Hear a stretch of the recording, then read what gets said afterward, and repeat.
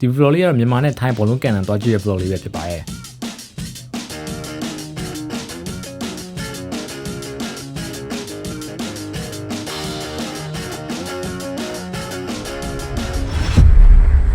ဘောလုံးပွဲရဲ့လက်မှတ်တစ်ဆောင်ကိုကျွန်တော်တို့ဘတ်600ပေးခဲ့ရပါတယ်ဒီပွဲကိုလာကြည့်ရမြန်မာပရိသတ်တွေရလည်းများတော့ atmosphere တော့တကယ်ကိုမိုက်ပါတယ်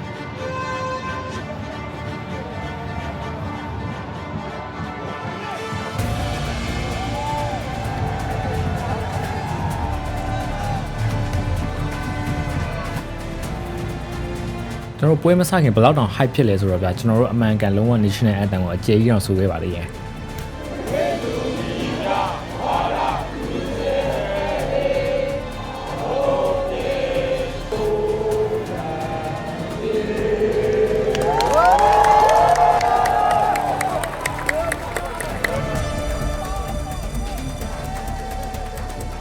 ဒီပွဲမှာပြောရရင်တကယ်တော့မြန်မာနဲ့ထိုင်းနဲ့ခြေအလောက်ထိမကွာပါဘူးမြန်မာ crossing နဲ့အဓိကဆော့ခဲ့တယ်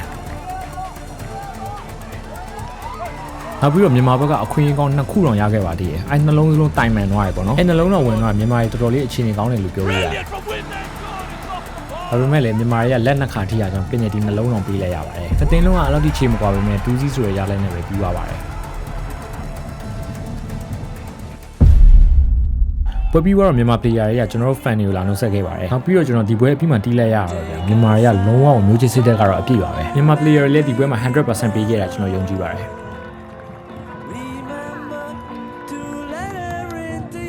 နောက်ဆုံးအနေနဲ့ကျွန်တော်မြန်မာ nation အတင်းကိုပြောချင်တယ်ဆိုတော့ဘာပဲဖြစ်ဖြစ်ကျွန်တော်မြန်မာ fan တွေကအမြဲတမ်းအားပေးနေမှာပါ